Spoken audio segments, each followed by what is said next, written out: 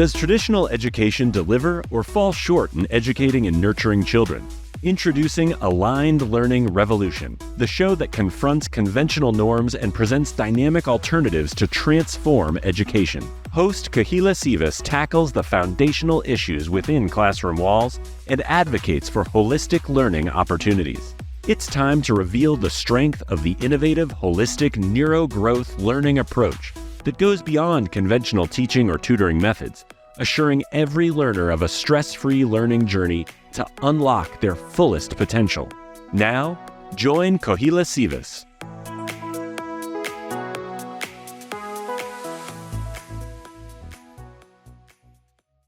Today, I have the pleasure to introduce our guest, Terri Gregory, the founder of Limitless Learning Success Coaching Practice.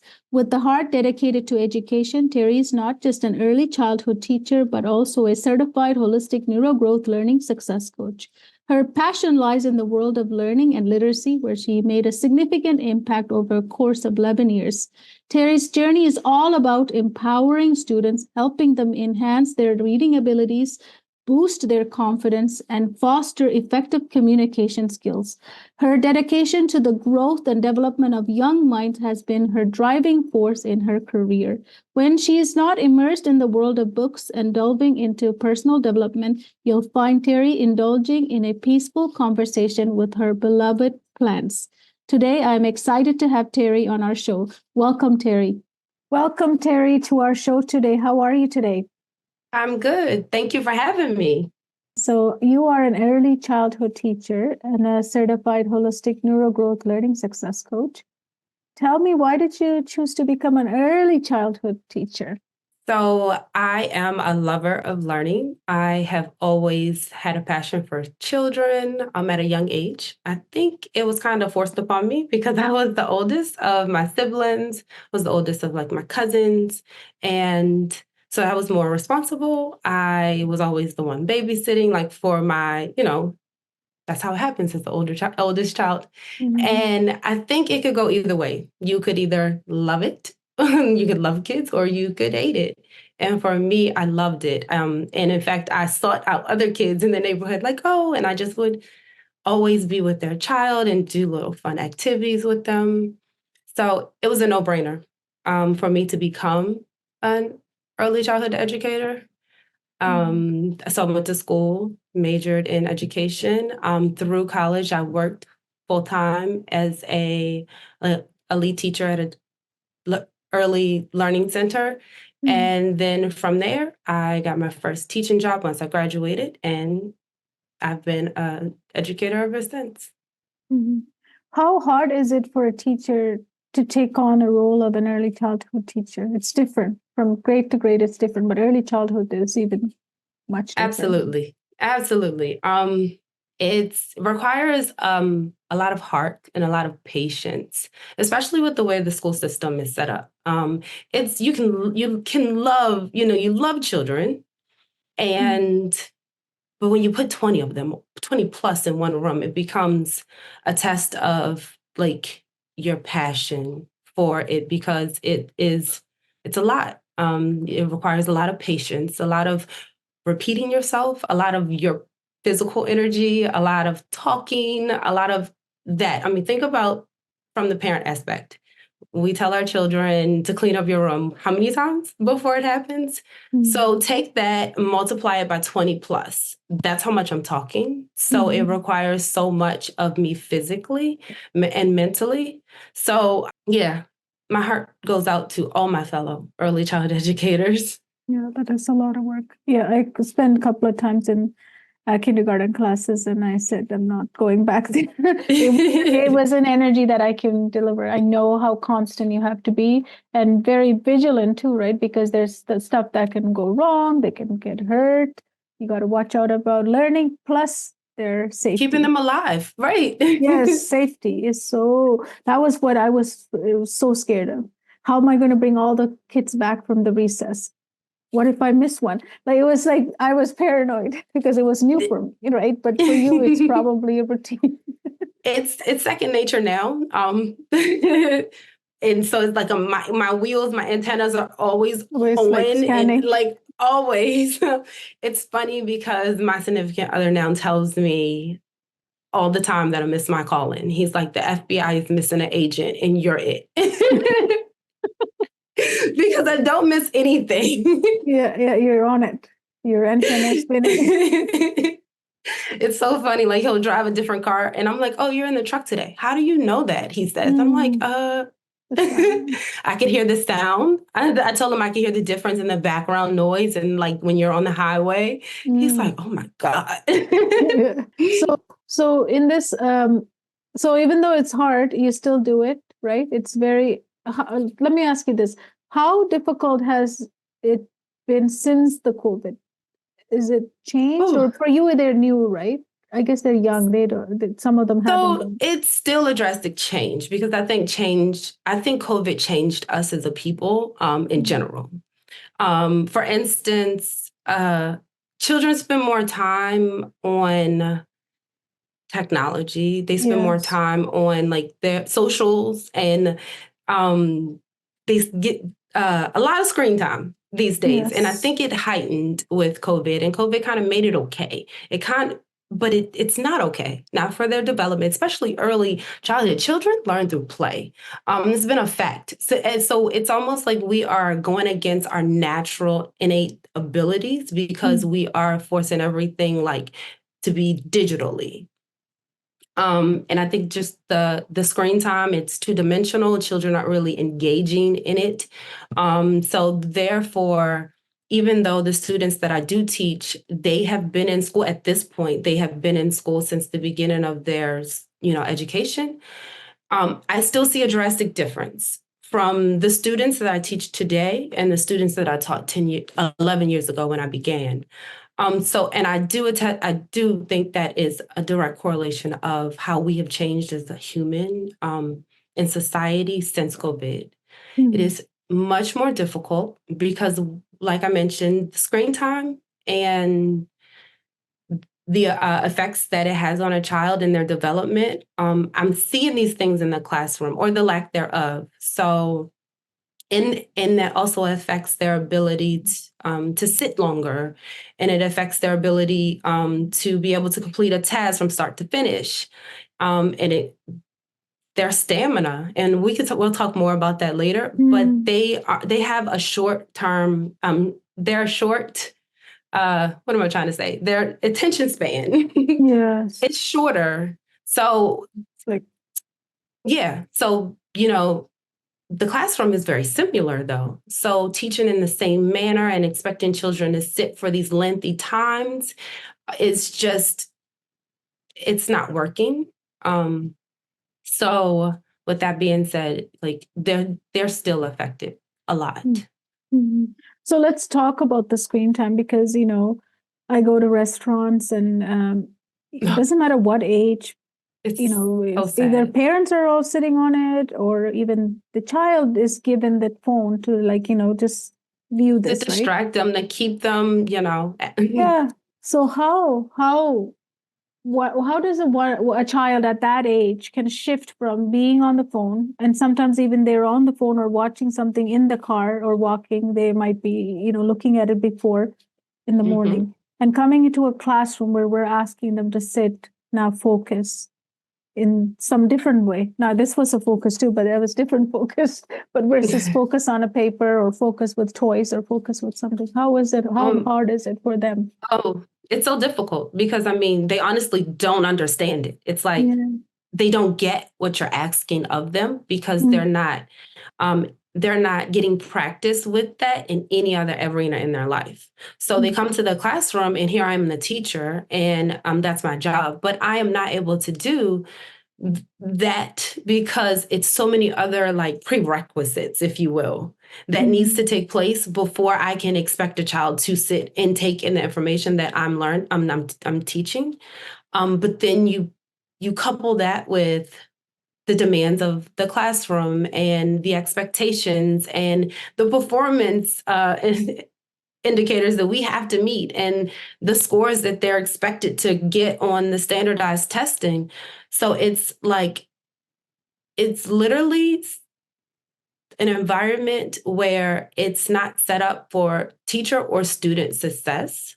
Mhm. So because like children just aren't equipped with the skills to be able to sit. Like you ask them that, like it's almost impossible for some students.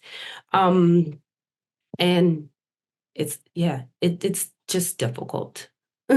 So what happens when you ask these students to sit who are maybe already had an hour on the phone before they come to classroom?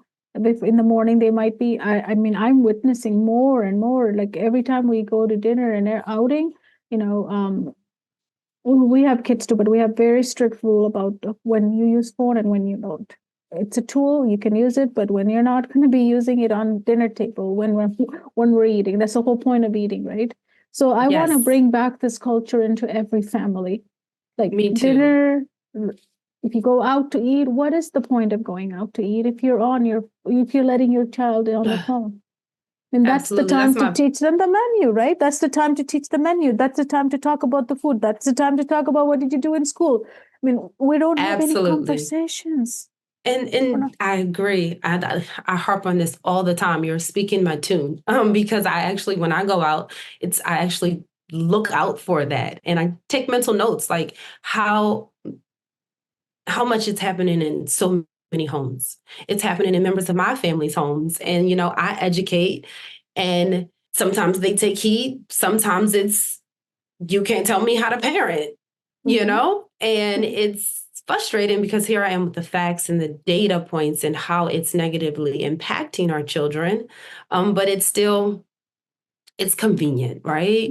It's the child is quiet and out of my way. And that's really sad when you think about who will be as a, society Right. And their the guide next is 20 us. years. Like we don't have, so that they'll have a lack of social skills because they're just not having basic conversations. And then just like you said, at the dinner table, it's when you can teach them the menu. It's when you can have these conversations. It's when you connect as a family and also understand what's happening in everyone's lives. You just come together at that moment and you're fully present, and these things aren't happening. And as a result of that, we're going to have more families disconnected, even more than they already are. So yeah, when it comes to harder conversations, we won't have the skills to speak to each other because we never developed that relationship to look at each other, talk about stuff, answer stuff, and be interested in other person's life. That is the time I ask my son, how was your day? What did you do today? Tell me a little bit about that. Tell me a little bit about this. How's your friend doing? Like we just a catch-up time, right? So much to investigate.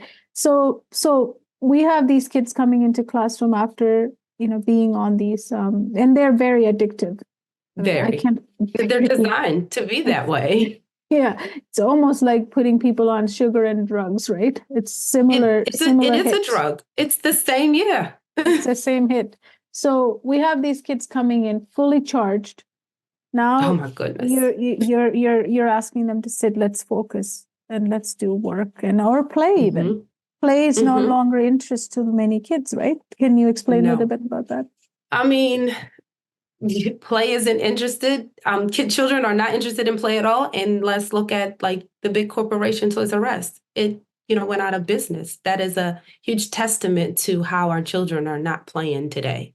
So you have these children that lack play, which they learn so many skills through. They learn problem solving skills. They learn how to cooperate. They learn, like, I can keep going on.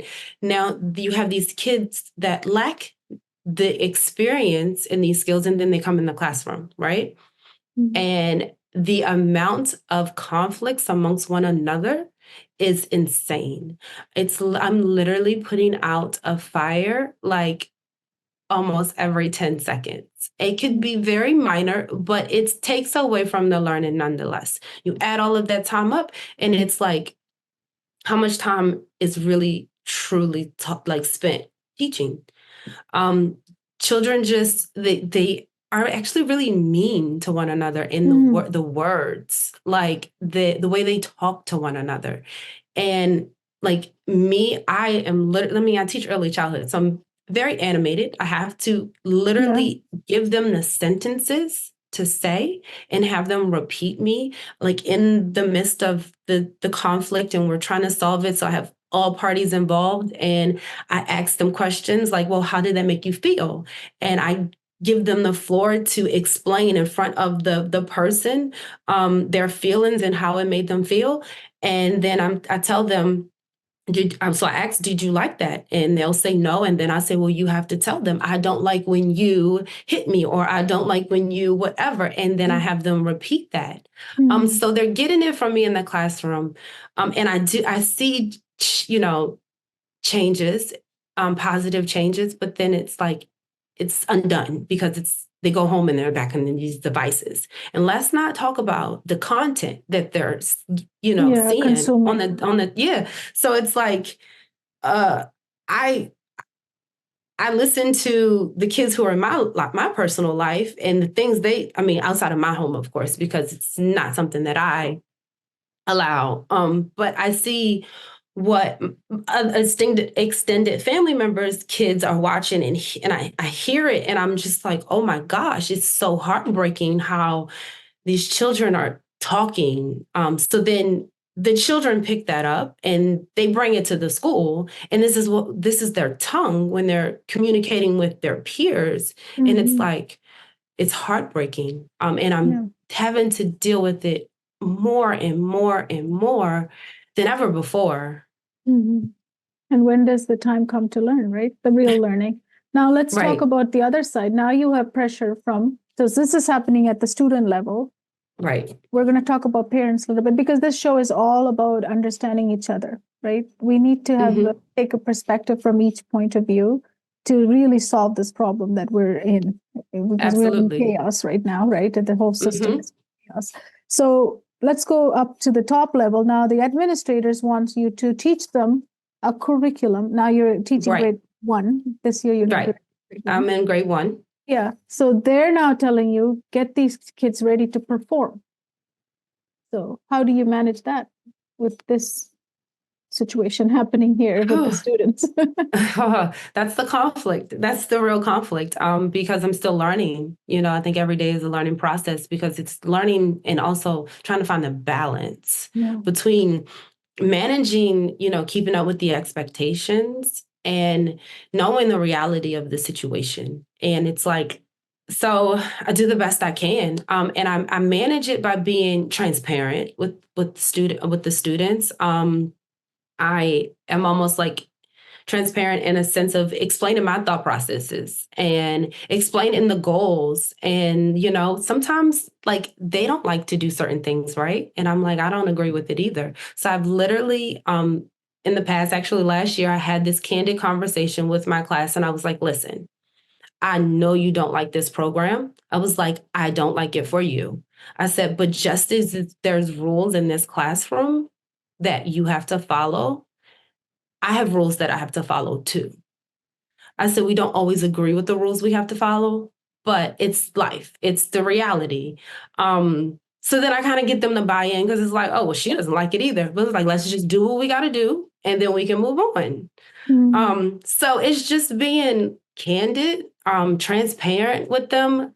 And it's just, understanding them and just the relationships that I build with my students helps. We have our difficult days, lots of difficult days and times and moments, but the relationships that we build together, it's the test of, getting and reaching the goals to the best of our abilities, given the circumstances. Yeah. How much pressure do you get from the administrators to get the kids to perform? Oh man, it's heavy pressure. Yeah. It's a lot. It's I don't know. It's hard. It makes me, I feel like I've been saying hard a lot, but it affects me as a person, an individual. It affects me as a daughter, as a significant other. It affects me as an aunt. It affects me as a parent. It affects me in so many ways because pressure is a form of stress, and stress is not healthy in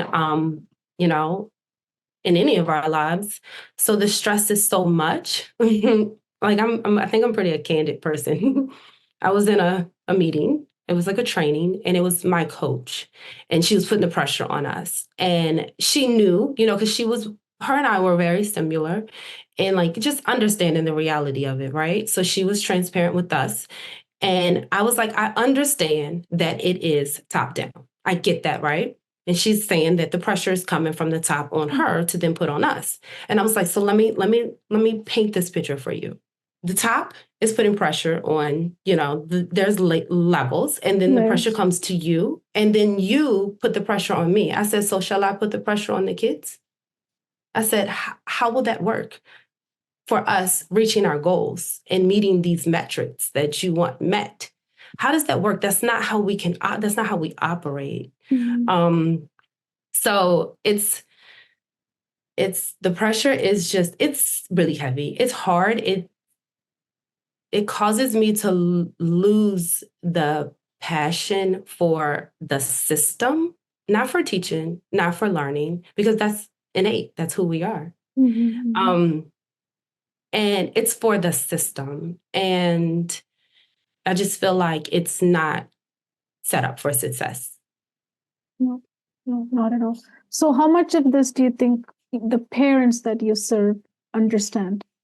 Like their child, what they're going through, and what this top level down pressure putting down on performance?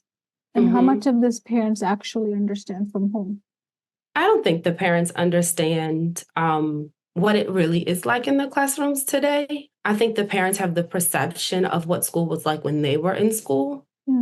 So their expectations kind of align with their perception, and school isn't at all what it's perceived. It's not. It's funny. I was just recently went to a Christmas party, met lots of people, engaged, networked, talked with so many people. And in the conversation, the fact that I'm a teacher comes up, and he asked, "Let me ask you this. Is it really like that in schools?" And I'm like, what do you mean? Was it like what? And he's like, is it just testing? Like, is that all it's about? And I was like, well, we can talk about this for a long time. I was like, but I'll be frank and short. Yes, it is. So I'm not able to do what I love because I'm just preparing kids for a standardized test that is standardized, and we as human are not standard. We're all different. So it's just like an oxymoron in a sense, like it goes against who we are. Yes. And especially at a young age. That's when we want to, right? When we want to explore uniqueness in each of the child, we're not saying, no, we got to take you through the whole mold. You got to go through the same mold and come out the other end with all this knowledge that we're trying to push into you. So what does that do to a child? Does it make them want to love? Do they develop love for learning or hate for learning? Absolutely not. They become so hopeless. And they just get to a point where the gap, like it's like almost a foreign language. The things you're talking about, the things it's like a foreign language to them. So then they become hopeless because it's like it's such a wide gap from what they're ready for.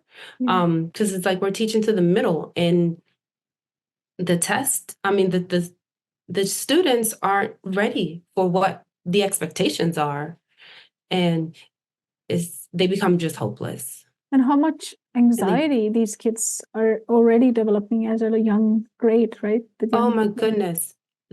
It's the anxiety is shown in so many forms.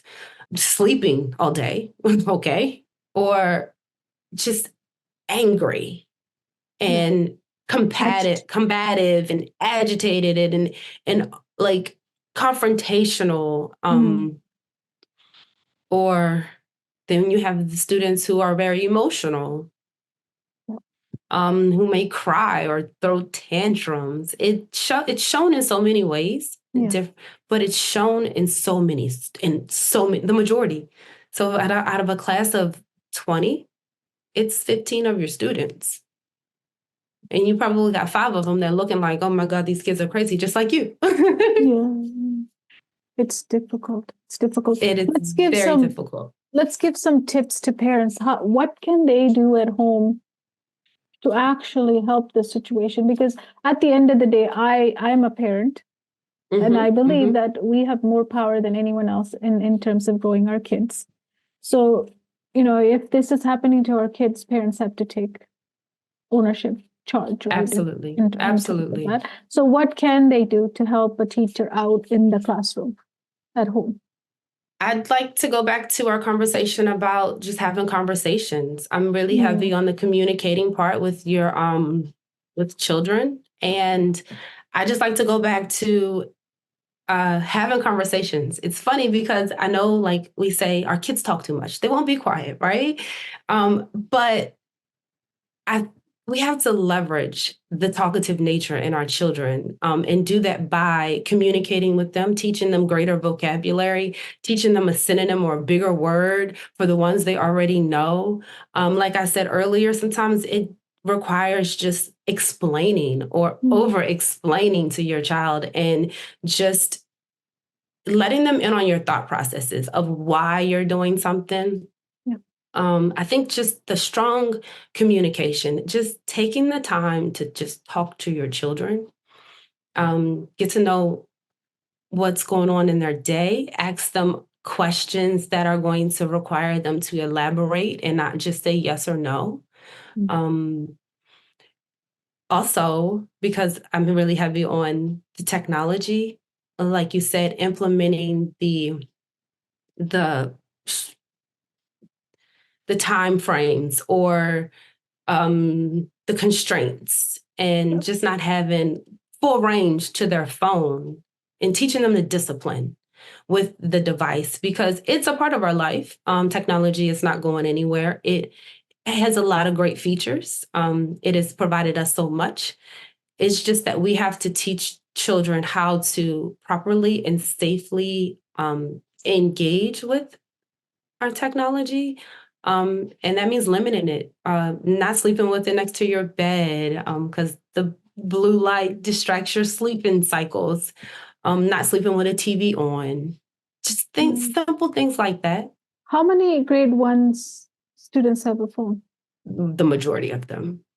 Why? So if I had to put a number to it, I have no idea. Why does a grade 1 need a phone? That's a question for parents I have.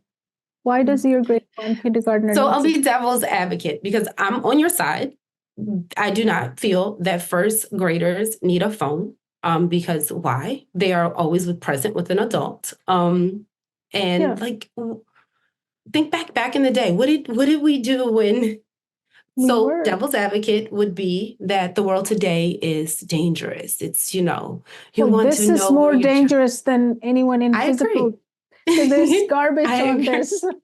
I agree. But I've asked questions like that before to parents, and that's what, they need to be able to get in contact with their kid, or, they're not safe, or I'm like, well, why are you letting your child be in someone's, that's if you don't feel like I would not. Safe. Yeah. Right. And then also you have the homes where there are separate family, they live in separate households. So you may have the parents that don't get along as well. So it's easier for the child to have the phone so you can communicate directly with the child. These are some of the things that I've heard. I still don't feel like it's valid because we are adults. And if that is the issue, then we need to work on that and not give the child the phone. Like, if the communication between the adults that parent the child is an issue, then we need to address that, because giving the child the phone is not the answer. Because like you said, it is more dangerous than the world that we actually live in. I mean, that might be a big, big no, but it's suggestion. garbage in this phone. It can pop up. Anything can pop up. They can search up any garbage they want if they know, or that they're not going to, because they're not looking for that.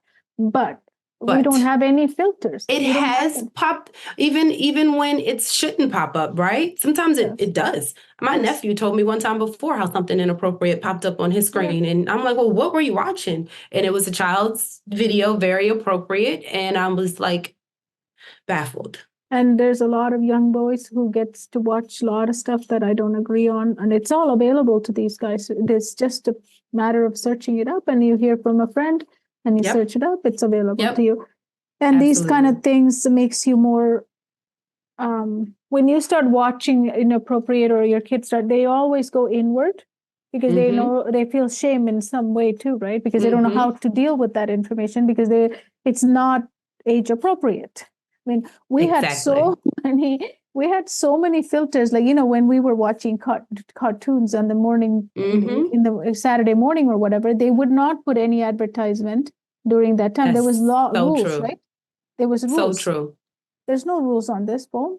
Anything can be played anytime, anywhere, by anyone, basically. So I don't trust this phone more than me either. In persons are more safety now than in this phone. But also one thing that I always ask parents is, like, we don't let strangers, like when someone has to come to our house, they would have to come knock, ring the bell, and then we let them in, and we know who's in our house. But by leaving this phone in my son's bedroom, you're letting anyone in your home. It's in his bedroom. Anybody can track into his bedroom. I mean, how can a mom, as a mom, I can do that to my son?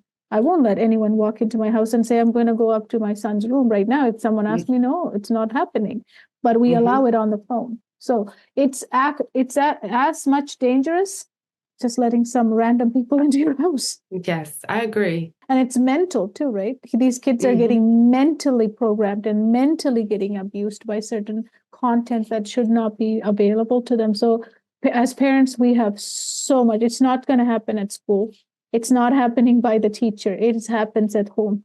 We have and it's okay, like you said, my son, and I'm divorced too, right? My son was young, but we still had the same rule in both household, and we didn't have good relationship, but we still had the same rule in both household. It doesn't change because it has to be continuous for the child.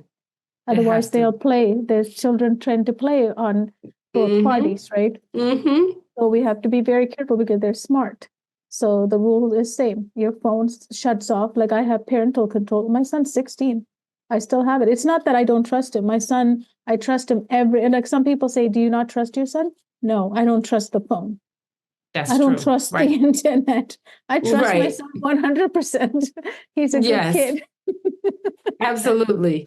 Because I don't trust these people that are coming like influencing my child. Right. Yeah, I don't have any control. So parental control is available. My son's phone shuts out at 10 o'clock at night. Why do you need after 10 o'clock? What are you going to look for? There's nothing you have to do. You need to go to sleep. On the phone. Right. You shouldn't be on the phone. You should be sleeping. And this happened because he was waking up. This was earlier in his, he was 14, I think. He was waking up he would come outside of his bedroom and he would look like he hasn't slept for 2 days. I'm like, you just woke up. What's wrong? And then this was happening. And I immediately know that the phone was in the room. So I had to take it out. And if it's not the phone, then it's like they have these PlayStations and all of them act as search engine now too, right? They change them all. Yes, so you can get on YouTube on those things. Yeah. Yeah. So I had to take all of that out too. Nothing stays in your room. Your room is a sacred place for you to rest and read and go to bed. Absolutely. That's what it is for. Absolutely. If you want a book, I'll bring it to you. Absolutely. Those boundaries, like you said, have to start at home. Yep. They have to start in the home. The parents have to do it. But they have to understand and be on board.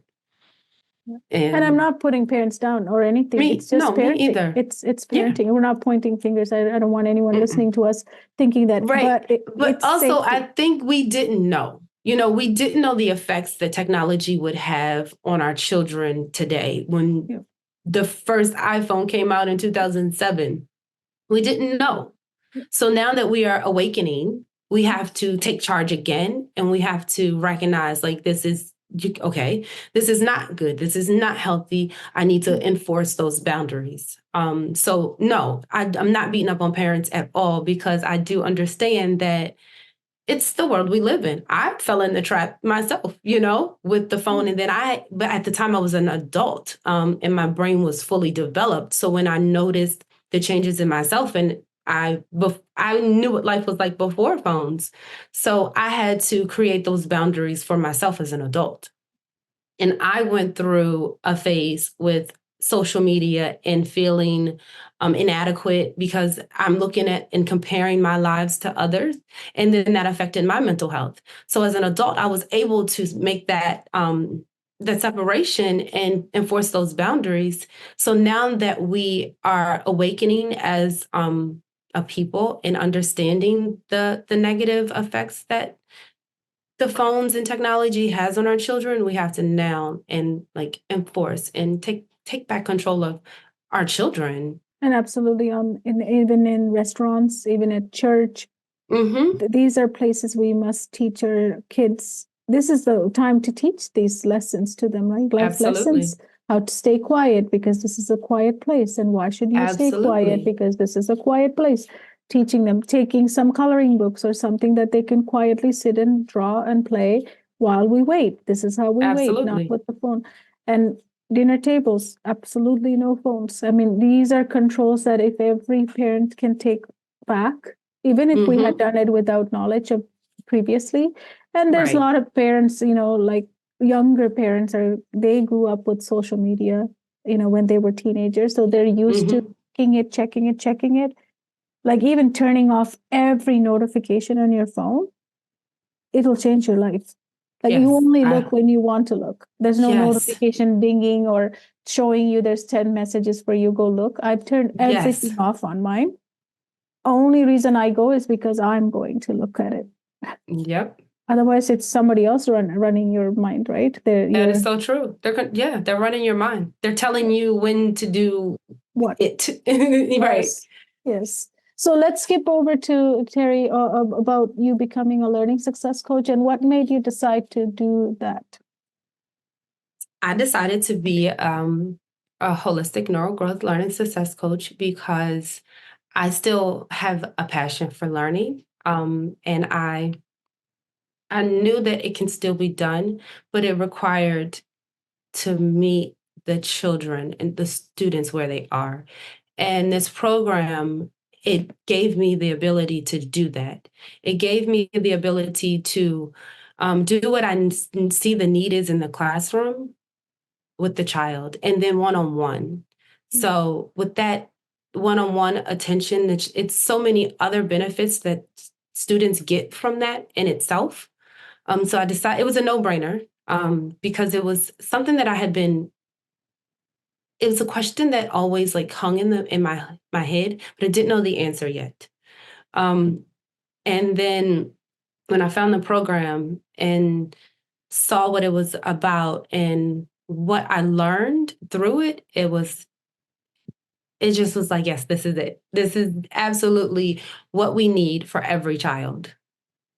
And that is, what does every child need? Every child needs a learning success coach. Every child needs a coach. Every child needs a coach. I think I know that a coach for every child would decrease the amount of childhood suicides we see in the world. It would decrease the amount of mental health issues that children are facing, even younger. It would be educational for the child and the parent, because then the parent could learn healthy routines and behaviors through the coach. Because sometimes we just don't know, Yes. And sometimes we don't know what we don't know. So we don't know to even seek the information because we don't know. So if the child had a coach and the coach was implementing certain strategies, then that coach could then teach the parent to mirror that in the home so that it is consistent and we're all on the same page. Absolutely. And you focus on reading program for the early childhood. That's your passion. And with the Learning Success Coach, you work with the students as a holistic child as well. It's a holistic family. and a holistic Absolutely. child. Yeah. There's no way Absolutely. looking at it part of it, just the learning part. You have to look at everything. Absolutely. How can parents help their kids with reading? Because you do specialize in reading, right? Because how much do you notice about reading? Does like right now in your grade 1, do they like reading? No, they don't like reading. They do enjoy me reading to them. They enjoy Okay. to read aloud. Okay, Nice. but they don't like reading themselves because it's difficult for them, and they become hopeless because they aren't given enough time to gain the knowledge, to practice the skill. Children learn through repetition. And it's not done in a sense where it becomes concrete, because it's okay, we got to move on to the next thing. So then that's when they become helpless, and it's like, we're here, but they're not there yet. So they don't like reading for themselves, or it's the negative self-talk. I hear students all the time say, I don't know how to read. I can't read. So they won't try, and they will ask for help. They'll seek the help before they try themselves. I teach first grade. So in the beginning of the year, we're doing basic CVC words. So consonant, vowel, consonant, 3-letter words. And we teach the short vowel sounds. And I teach them a method, a strategy to help them decode the word. So read the word. And they won't even use the strategies that are in their toolbox. They'll just raise their hand and ask for help. And it's like, let me see you try. Like, I have to literally sit there and coach them through trying to decode the word. And then they do it. And it's like, see, you can do it. But however, they won't try the next time either. Mm. They'll do the same thing. And it's like, how to do it. So it's like me having to direct them to use that tool. You have this tool in your toolbox. You have been successful when you've done it independently. Try it. So it still requires me to give it to them. It's not like I know how to do this, and just try the strategy. It's immediate instant gratification. Mm-hmm. So even if they have the skill, it's the work ethic isn't there to even try it. I wonder, is it because we get so much gratification with our phone, whatever we're watching, it's all immediate, fast, Yep. fast, fast. And I'm like, I don't want to, this takes so I think long. I think that's a strong correlation. Mm. And that's, the presence of the majority of our conversation. I think everything goes back to the uses of technology and the difference that we see in students today. Yeah, So we have especially students who aren't trying. at this young level, the young age, at this young age, when they become trained by this technology, anything that needs a little bit more effort, a little bit more It's not stamina. happening. Your Yep. favorite word, stamina. Yeah, it's We not don't- happening. No, They're not it's putting forth the effort. Yeah. So how are they going to manage in grade 2, 3, 4, 5? It just setting them up. I mean, this is foundation, right? Kindergarten, grade Absolutely. 1, grade 2, like it's where you lay down. The gaps get wider. They get wider, and it's more difficult for the next teacher because they're still expected to teach on their grade level standards. And then, the students, not all of them, but the majority of them are lagging behind. And it's just, How much of it becomes their identity too, right? Because a lot of students we meet are, no, I'm not smart enough. I don't get it. I'm not good at this. I'm not, it becomes a story then they tell all the time for everything, right? absolutely. And then that correlates to their mental health. And then it goes back to Comparison. what we talked about. Yep. Comparing other students and things. Absolutely. And then their mental health suffers. And then unfortunately, we have an increase in suicides because children, their self-esteem is so low, their self-worth is so low. And it's all connected. Yeah. What can parents do about this? Just in the reading place, starting So there. reading. I We're all very busy. Like parents are very busy. They're just working to keep, food on the table, a roof over their head. I understand the hustle and bustle. So to simplify it for parents in the most easiest way, I would say just the language piece. We don't realize and understand how much reading is the foundation of reading is the language, the communication, the talking, having this so there are 5 components of reading, and one of those components is vocabulary. So if you can do anything, send your child to school with a healthy vocabulary. How do you do that? Have conversations with them. I just taught my nephew a word just in passing yesterday. It was my natural, how I talk, and he's like, "Well, what is that?" And then I told him the synonym. He's like, "Oh, I didn't know that word." So he learned a new word. It was another time we just in conversation, and sometimes we dig deep. We look the word up. We'll draw a picture of the word, and these are just simple things that parents could do at home. Just having those conversations, using words that are bigger or synonym for, and pointing things out. And in the car, when you're traveling, instead of the child being on the phone, talk about the environment, talk about what they see, talk about the signs, talk about anything.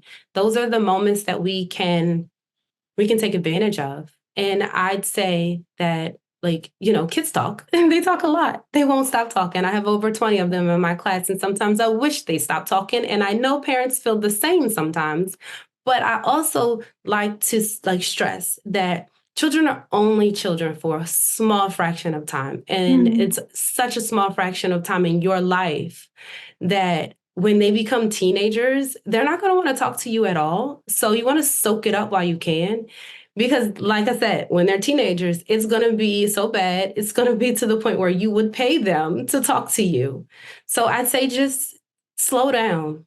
Life is going to be the hustle and bustle. It's not going anywhere. Slow down, and just take a moment to just talk to your child. And that alone, you're setting your child up for success in reading. That you're helping teachers with just one of the 5 components. And then, they all go hand in hand. So if you're helping your child with reading, then with vocabulary, then you're helping your child with comprehension as well. And then you leave the decoding and the technical things to the teacher. But then you've already sent a child that was ready, had some foundation. I'd also like to add making reading a part of your everyday life. Like you said, in the restaurant, at the table, read the menu. In the grocery store, read the items, have your child help you, point out letters, point out words, discuss their sounds, and create a moment where you can read every day at home. Let just 10 minutes a day. And these small things are so instrumental in the child's reading ability. And we have to remember that reading isn't innate. It's not something that we're born to do. It is a skill that has to be taught. So it has to be intentional. And these things are intentional that are helping your child for reading success for a lifetime. That's amazing. You've given them so many strategies. And I also I want to add one more is one of the ways, even if you're busy, send your kids with a book to their bed.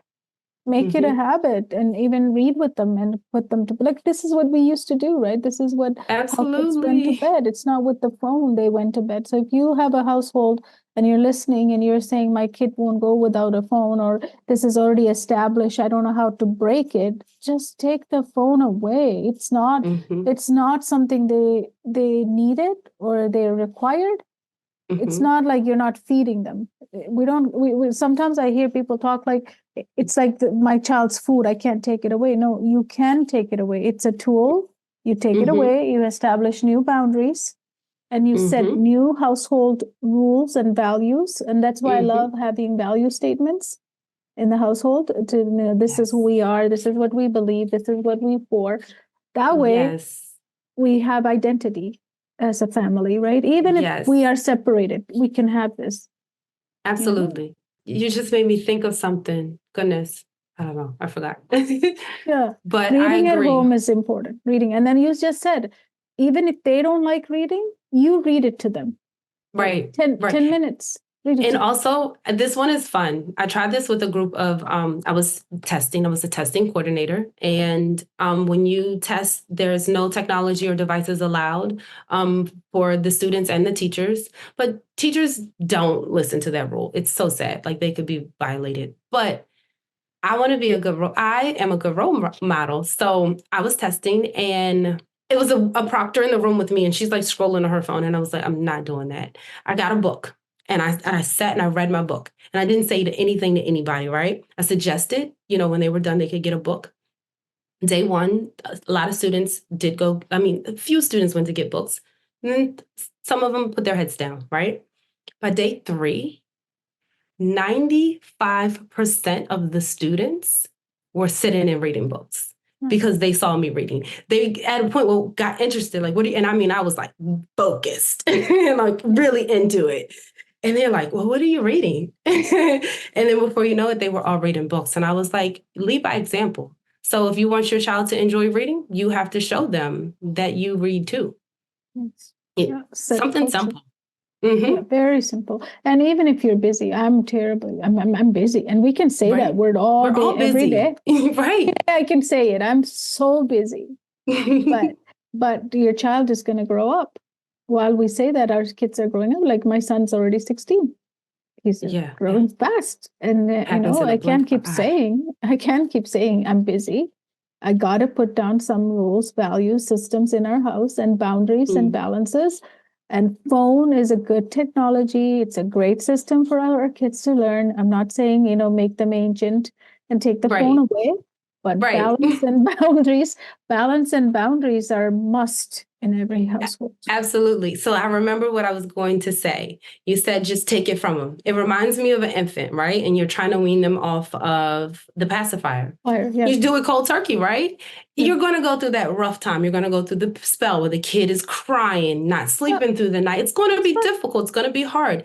You weather the storm, you'll get through it. And the reward, the rainbow on the end is going to be so much greater. You're going to notice a complete difference in your child holistically. And that's the benefit. That's the greater benefit. So just rip the Band-Aid off, snatch the pacifier out. Yes, that's how we do it. Yeah. It is it has become a pacifier. Yes. This is the pacifier. It absolutely is. You got to take it away. And also lead by example involves that too. As family, we put away our phone when we're eating. When we go to restaurants, when we go to restaurants, we're gonna be present because what's the point of spending all this money to sit and eat when there's no conversations happening? And also we don't want kids to grow up, like you said, not present, because if you're on the phone in your immediate surrounding, if something is happening, you're going to be unaware. Eventually, you'll tune out everything. Like right now, they're okay a little bit because they still have those sensations. But can you think about it in a couple of more generations? It's so true. We could have people who have no idea what's happening in their proximity. Absolutely. And that's danger. That's major, right. Exactly. It's so dangerous. So I don't know how we're gonna, maybe we'll have like some kind of cage or something. I'm protected so I can be on my phone. We'll be in a bubble. Something. I'm not sure. But what else do you want to tell the parents, in terms of being at home? Is there something, tip you can give for reading, strategy that they can help their kids with reading? So with reading words, I would say get familiar with the letter sounds as a parent, so that you can teach those sounds to your child and then help them with decoding them. So a teacher term for sounding them out or reading the words. And then also, I would say, I'm trying to think of tips that doesn't require like a lot of learning on the back end for the parent, like just something that's simple that they can do every day. Songs, right? Songs. Like that's how I taught my son everything. Like we would just listen to songs. Absolutely. Now that reminds me of if you're talking about a child that is pre-K, kindergarten, first grade, then songs, rhyming words, those are the basics for reading and listening to sounds. It's funny because we all like ask babies, like, what sound does a dog make, right? And we love it when the child is barking like a dog, right? Those are the basic foundations for hearing sounds in language. And we, don't realize that that's what we're building on. So just, having children be present in their environment and take in the sounds that they hear and ask them, like, what kind of truck is that? Like if it's an emergency vehicle going by, they can understand and notice the difference in between the different sounds. Yeah, teaching them sound through rhyming words is the best way. And then, such in the street, right? Like, I Yes. learned English as a second language. Those songs and, farmer songs, any of those rhyming songs. Absolutely. And then I'd also say, if parents are, they don't have the resources to do it themselves, seek outside help. It's always beneficial for a child. Seek the help that you need for the child outside. Like there are resources in the community. With technology. We talk so bad about technology. Technology is also great in so many ways because they connect us with people who aren't in our communities that could help our children. For instance, a learning success coach. I am able to work with students who are on the other side of the United States because of technology. So it has its benefits. We've been griping on it all night. Yes. But it's great for several reasons. We just have to have balance and boundaries. Yeah, balance and boundaries. It's cool. It is what's going to be our next. This is our world, right? This is our world. But that's good. But for as young as those kids, they need. As parents, we have to put some boundaries. Otherwise, boundaries. I just don't trust the thing. We had. If we could have a centralized thing like if this age group, they can't figure out who's on it either, right? It's everybody can search anything. So if we can have some kind of filters that enables our kids from going into certain things or being shown certain things, even if they're not searching, I'm okay. Right. But here it's not possible. It's not possible. Anything can pop up from anywhere. So I don't trust it. And also, if we introduce this too early, this is my problem with this. Even if they're watching Dora or Finding Nemo or whatever on their phone, right? If we're giving them as their pacifier from a young age, yes, they will start figuring out how to use this because our kids are so smart, right? They're know so everything smart on the phone than me. I can never figure out. It will take years to figure this out. But over time, they'll become smart with that phone. That's true. Now, they're no longer going to be wanting Dora or Finding Nemo or whatever your child is watching. Now they want something more different. Stimulating. Yeah. Stimulating. More, give me more, right? Yep. So that's where it gets tricky too, because now we created this pacifier situation. Now they want it, and we know it's not healthy, and we can't take it away. Now they're going to have withdrawal. It's almost withdrawal. That's exactly what it is. That's exactly what it is. So I think we don't introduce it to our children early until their brains are developed enough to understand how to balance it. Yes. So, there's already studies that show the negative effects that even TV have on infants. So the phones are just the same. And those studies have been out since, I was a kid because TV's been out for so long. Yes. So those facts don't change just because it's a phone. It's not healthy. And it's also private, right? It's so private. When we were watching TV, it was more public. Like you sat in the living room, you watching in front of it. Right. My mom would know what I'm watching because she can hear it. I didn't have a headphone or anything. Everyone knows what I'm watching. The whole house knows what I'm watching. Here, I'm in like this. Yep. And it's it's in your palm. You can go everywhere with it. We couldn't take our TVs out of our homes. And so it's like at the tip of your fingers whenever you want it, 24/7. Yes. Even in schools, it's not allowed, but kids are using them because sometimes, it depends on the school and the culture, but some schools aren't managing them. They aren't taking it from the students because they don't want that responsibility. There's schools that may, but even still, kids find a way. Yeah. This 'Cause is it's the this has been amazing, this conversation, because yes. this is a must-have. I know it's sometimes it's sensitive, and some parents might think, I don't know how to take the phone away, or it's really important that I want to trust my son or daughter. Absolutely, you would always trust your You son or trust them? daughter. Yes. That's not the Trust issue the here. phone. Trusting the phone is the issue. And also, I hope some of the tips we have shared today, it's to bring awareness, mostly awareness of how it's affecting in every part of their life. They can't regulate themselves anymore within a No. classroom setting because of this. I know this is it because this is something new to them, right? Because Yep.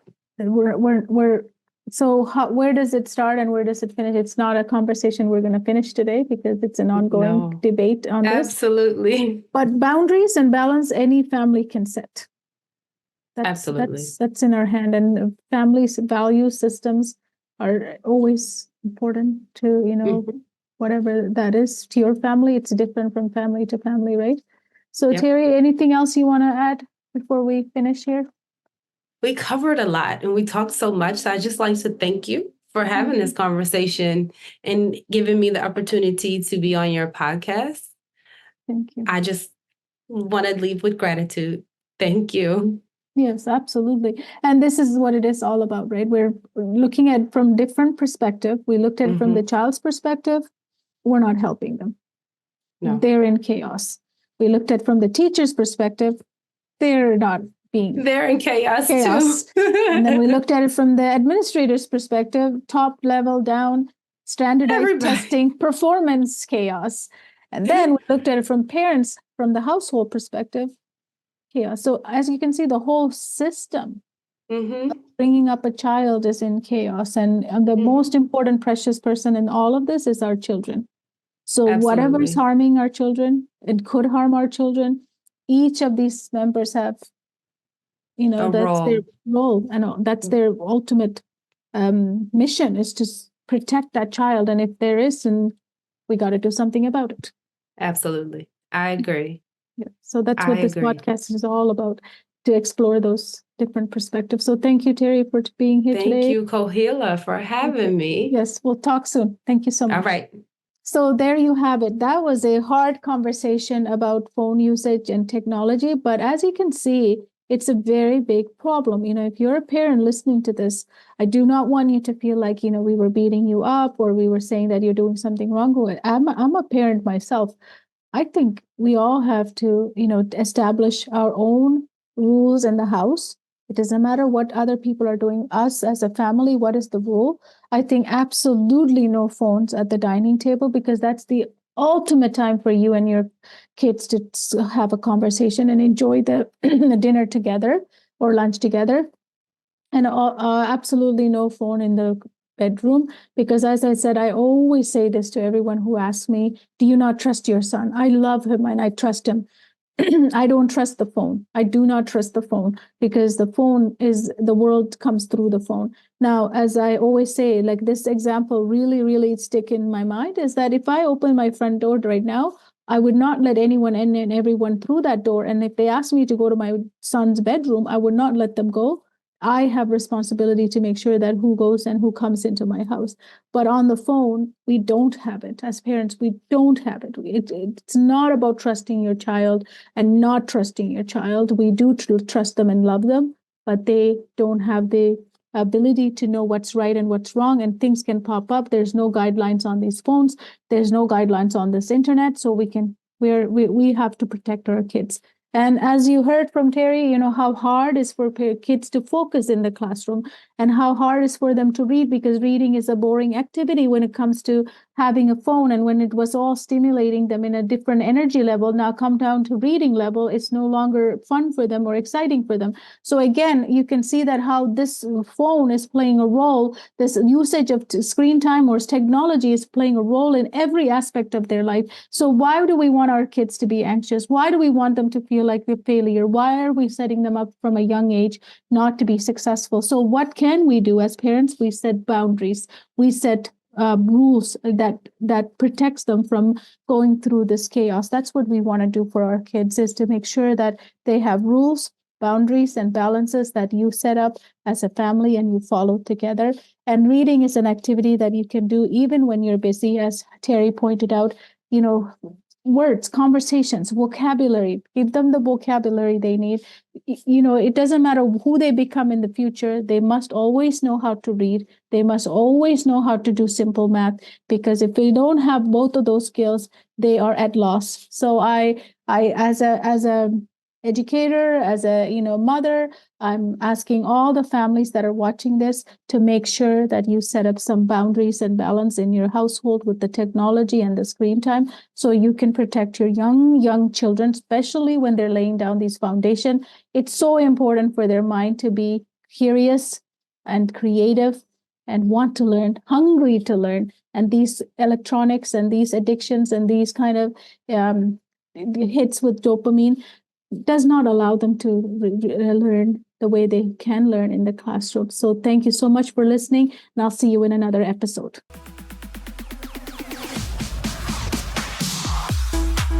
Thank you for tuning in to today's episode. Our purpose for this episode was to spark a reevaluation of the current education system. For more episodes offering practical and comprehensive strategies to enhance learning, please visit www.learningsuccessacademy.com. It is crucial to ensure that children have access to the holistic neurogrowth learning approach, enabling them to break free from the constraints of an outdated educational framework. This is your opportunity to gain insight and break away from a flawed system, setting your children on a path to lifelong success that truly nurtures their thirst for knowledge. That's all for now. We look forward to having you join us for the next episode.